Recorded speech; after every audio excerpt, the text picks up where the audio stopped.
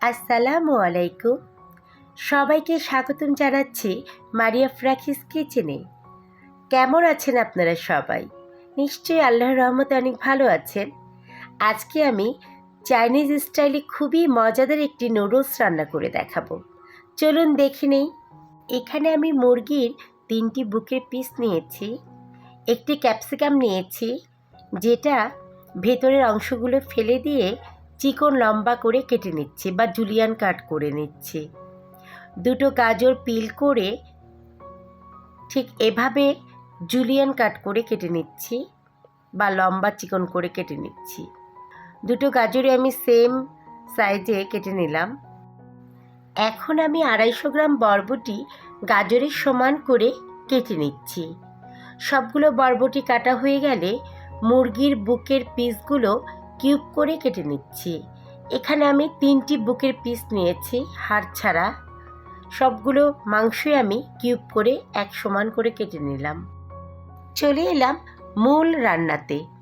প্রথমে একটি প্যানে আমি 1 কাপ সয়াবিন তেল দিয়ে দিলাম। 3টি ডিম ভেঙে নিয়ে তার ভেতরে হাফ চা চামচ গোলমরিচের গুঁড়ো, 1 চিমটি লবণ দিয়ে ভালো করে ফেটিয়ে নিলাম। এখন অর্ধেক ডিম ফেটানোটা গরম তেলের ভেতর দিয়ে আমি এগ স্ক্রাম্বল বানিয়ে নিব। মিডিয়াম টু লো হিটে রেখে আমি আস্তে আস্তে নেড়ে নেড়ে এগ স্ক্রাম্বলটা বানাচ্ছি।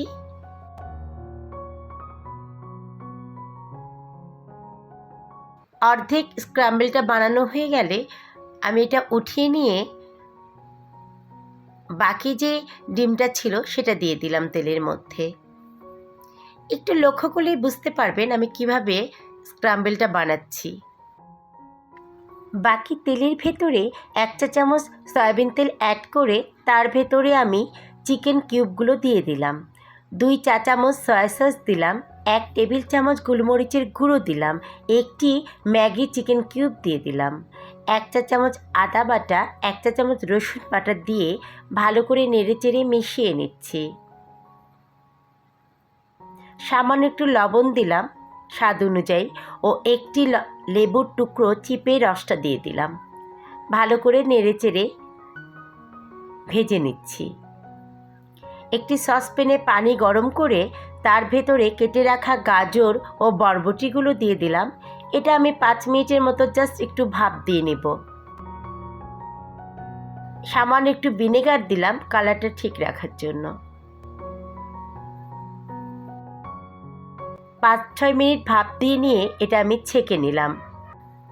আজ আমি 2টো ড্রাগন নুডলস নিয়েছি। সাধারণত চাইনিজ রান্না করাতে এই ধরনের নুডলসগুলোই নেওয়া হয়ে থাকে। এটা প্যাকেট থেকে বের করে মাঝখানে ভেঙে গরম পানিতে দিয়ে দিলাম।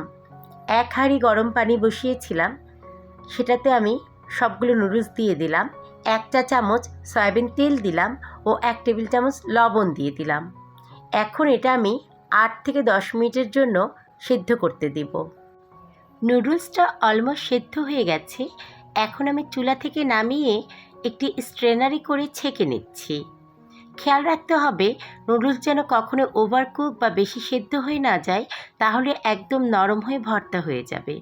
যেই প্যানে আমি চিকেনটা রান্না করেছিলাম সেই প্যানে বাকি তেলটুকুতে হাফ কাপ পেঁয়াজ কুচি ও 1 টেবিল চামচ কাঁচামরিচ কুচি দিয়ে নেড়েচেড়ে একটু ভেজে নিয়ে চিকেনের সাথে মিশিয়ে নিচ্ছি। ভালো করে মেশানো হয়ে গেলে তার ভেতরে আগে থেকে সেদ্ধ করে রাখা গাজর ও বরবটিটা দিয়ে দিলাম। এবারও খুব ভালো করে নেড়েচেড়ে মিশিয়ে নিতে হবে।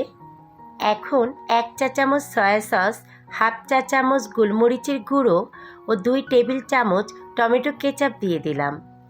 লবণ দিলাম স্বাদ অনুযায়ী। লবণটা যার যার টেস্ট বাডের ওপর ডিপেন্ড করে, আপনাদের পছন্দ মতো লবণ দিয়ে নেবেন। সবগুলো আবারও ভালো করে নাড়াচাড়া করে মিশিয়ে নিলাম এবং শেষে ক্যাপসিকাম কুচি ও এগ স্ক্রাম্বলটা দিয়ে দিলাম। ক্যাপসিকাম সবসময় রান্নার শেষে দিতে হবে, নয়তো এর কালার ও টেস্টটা নষ্ট হয়ে যাবে। স্ট্রেনারে ছেঁকে রাখা নুডলসগুলোও দিয়ে দিলাম। এবার একদম প্যানের নিচ থেকে ওপর পর্যন্ত ভালো করে ঘুরিয়ে ঘুরিয়ে নেড়ে মিশিয়ে নিতে হবে। হাই ফ্লেমে যত দ্রুত এটা নেড়ে নেড়ে মেশানো হবে ততই নুডলস রান্নাটাও ভালো হবে। ব্যাস, এভাবে হাই ফ্লেমে অনবরত নেড়ে চেড়ে অবশেষে আমার চাইনিজ চাউমিন রান্নাটি শেষ করলাম। আমার এই রেসিপিটি ফলো করে আপনারাও যদি বাসায় বানান তাহলে আমার বাচ্চাদের মতো আপনার বাসায়ও সবাই পছন্দ করবে এবং মেহমানরাও চেটেপুটে খেয়ে নেবে। যদি আজকে আমার এই ভিডিও বা রেসিপিটি সামান্যতম ভালো লেগে থাকে তাহলে প্লিজ আমার চ্যানেলটি লাইক, কমেন্ট, শেয়ার এবং সাবস্ক্রাইব করবেন। পাশে থাকা বেল আইকনটিও প্রেস করে দেবেন। সবাই অনেক অনেক ভালো থাকবেন, সুস্থ থাকবেন। আল্লাহ হাফেজ।